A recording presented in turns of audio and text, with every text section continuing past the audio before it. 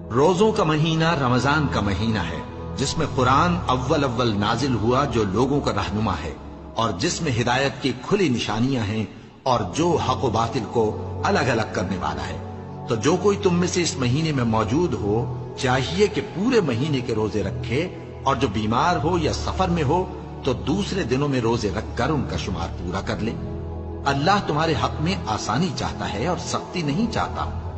اور یہ آسانی کا حکم اس لیے دیا گیا ہے کہ تم روزوں کا شمار پورا کر لو،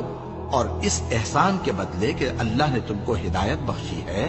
تم اس کو بزرگی سے یاد کرو اور اس کا شکر کرو۔ اور اے پیغمبر، جب تم سے میرے بندے میرے بارے میں دریافت کریں تو انہیں معلوم ہو